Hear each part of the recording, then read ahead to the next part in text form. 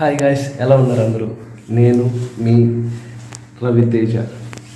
ఈరోజైతే జిమ్కి వచ్చేసా. చెస్ట్ వర్కౌట్ ఉంది మంది. ముందుగా హ్యాపీ కనుమ అందరికీ. హ్యాపీ భోగి, హ్యాపీ సంక్రాంతి కూడా. కానీ భోగి రోజు, సంక్రాంతి రోజు వీడియో చేయలేదు. కొంచెం హెల్త్ బాగాలేక ఫీవర్ వచ్చి వీడియో అయితే చేయలేదన్నమాట. మరి బాడీ మరీ టైర్డ్ అయిపోయి అసలు ఓపిక లేదనమాట, అందుకని వీడియో చేయాల. ఇంకా ఫీవర్ కూడా ఉంది. అయినా వర్కౌట్కి ఇప్పుడే 2 days గ్యాప్ వచ్చింది. వర్కౌట్ చేసి ఫీవర్ని తరిమేయడమే ఈరోజు. ఫుల్ చెస్ట్ వర్కౌట్ అయితే పెడతా వీడియోలో, చూడండి. నచ్చినట్లయితే లైక్ చేసి, షేర్ చేసి, కామెంట్ కూడా చేయండి. లేట్ చేయకుండా వర్కౌట్ అయితే స్టార్ట్ చేసేద్దాం, చూపించేద్దాం. ఇప్పుడు మనం చేయబోయే వర్కౌట్ పేరు అది వచ్చేసి బెంచ్ ప్రెస్ అనమాట. ఈ వర్కౌట్ మనం కరెక్ట్గా ఆ రాడ్ పట్టుకునే లెంత్ మనం ఎక్కువ లాంగ్ పట్టుకోకూడదు, మరీ షార్ట్ పట్టుకోకూడదు. ఎక్కువ లాంగ్ పట్టుకున్నామంటే షోల్డర్ మీద ప్రెషర్ పడుతుంది, మరీ తక్కువ పట్టుకుంటే ట్రైసెప్ మీద పడుతుంది అనమాట. నేను పట్టుకున్నాను కదా, అంత ఆ లెంత్లో చేస్తే కరెక్ట్గా పడుతుంది. అదే మనం చేసేటప్పుడు కూడా ఆ మజిల్ని ఇన్వాల్వ్ చేసి చేయాలి. మజిల్ అండ్ మైండ్ కూడా.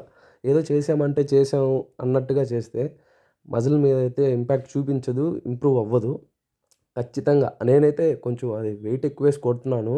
బిగినర్స్ ఉంటారు కదా, వాళ్ళంత వెయిట్ ఏమి వేసుకోవాల్సిన అవసరం లేదు. మాకంటే అలవాటు అయిపోయింది కాబట్టి వెయిట్స్ వేసి చేస్తాము. బిగినర్స్ ఇప్పుడిప్పుడు స్టార్ట్ చేసే వాళ్ళు తక్కువ వెయిట్ వేసుకొనే చేయండి. మీకు తగ్గ వెయిట్ వేసుకొని చేయండి, బాగా అయితే రిజల్ట్ ఉంటుంది. చేసేటప్పుడు జాగ్రత్తగా చేయండి. రెపిటేషన్స్ అయితే బాగా వచ్చేటట్టు చూసుకోండి. ఇన్వాల్వ్మెంట్ చేయండి మజిల్ని. ఈ వేరియేషన్ వచ్చేసి ఇంక్లైన్ డంబుల్ ప్రెస్, ఇది అప్పర్ చెస్ట్ కోసం అనమాట. ఇది కూడా అంతే, మరీ లాంగ్ తీసుకెళ్ళి ఇది చేయకూడదు. డంబెల్స్ని కేర్ఫుల్గా చేయండి. నీట్గా మజిల్ని ఇన్వాల్వ్ చేస్తూ కాన్సన్ట్రేట్గా చేయండి. మజిల్ మన బాడీయే కాదు, మన మైండ్ కూడా ఇన్వాల్వ్ చేయాలి వర్కౌట్స్లో. అలా చేస్తేనే మన బాడీ అనేది మంచిగా వస్తుంది. మన వర్కౌట్స్ అనేవి బాగా చేయగలుగుతాం, బాడీ బాగా వస్తుంది.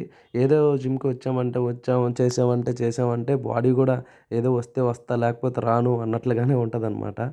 మన మైండ్ బాడీ కరెక్ట్గా ఇన్వాల్వ్ చేసి చేయాలి, అప్పుడే రిజల్ట్ బాగా వస్తుంది.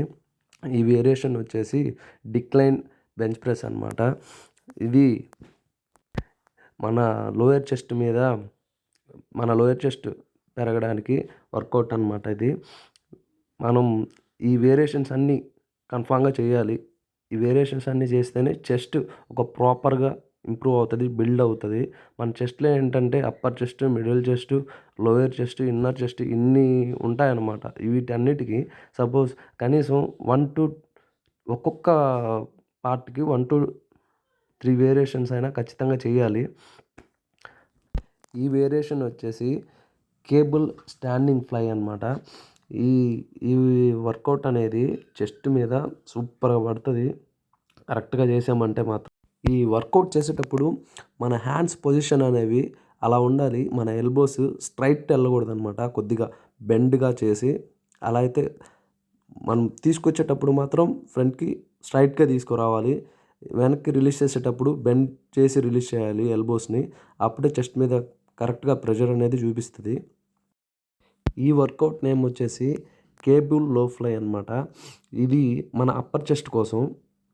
ఈ వర్కౌట్ చేసేటప్పుడు మనం వెయిట్ అనేది ఈ వర్కౌట్కి ఎక్కువ వేసుకున్నామంటే కరెక్ట్గా చేయలేము.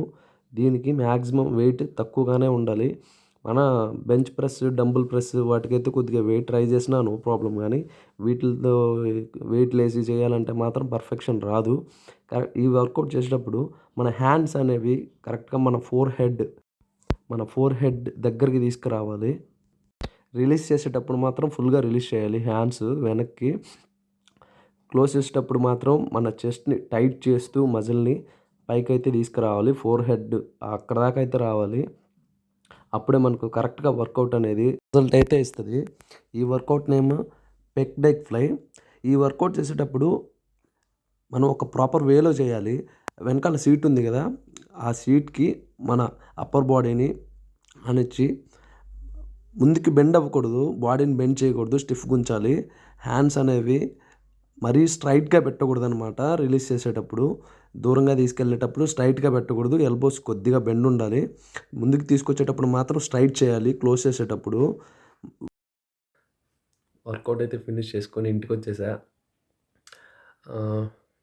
ఇంకోటి కూడా వర్కౌట్ వీడియోసే పెడుతున్నాను, ఒక ఫుల్ డైట్ వీడియో కూడా పెడతాను.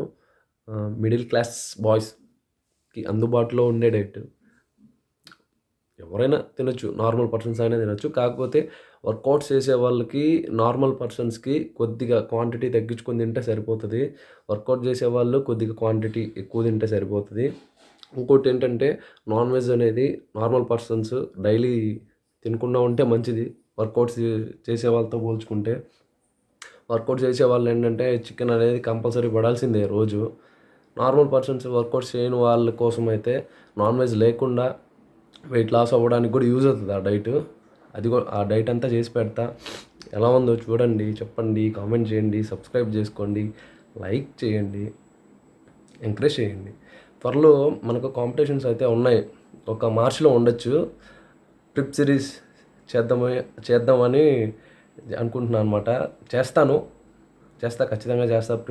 ట్రిప్ సిరీస్ అయితే చేస్తా, డైలీ వీడియో అయితే అప్లోడ్ చేస్తా. ఇంకా అదే నా డైలీ రొటీన్. ఇంకా కాంపిటీషన్స్ కోసం ఎలాంటి వర్కౌట్స్, ఎలాంటి డైట్ రోజు తీసుకుంటాను అనేటివి డైలీ వీడియోస్ తీసి అయితే పోస్ట్ చేస్తా. చూడండి, ఎంకరేజ్ చేయండి. ఎవరికైనా యూజ్ అయితే నాకు చాలా హ్యాపీ. ఇంకా నేను చేసే వర్కౌట్స్, నేను చేసే డైట్ ఎవరికైనా యూజ్ అయ్యి మంచిగా వాళ్ళు చేంజ్ అయితే ఇంకా హ్యాపీ. ఫాలో అవ్వండి వర్కౌట్స్, ఫుడ్, డైట్ ఫాలో అవ్వండి, బాడీని స్టిఫ్గా పెట్టుకోండి, ఫిట్గా పెట్టుకోండి, హెల్తీగా ఉండండి, హెల్తీ ఫుడ్ తినండి. బాయ్. మళ్ళీ రేపటి వీడియోలో కలుద్దాం. మీ రవితేజ. Keep smile.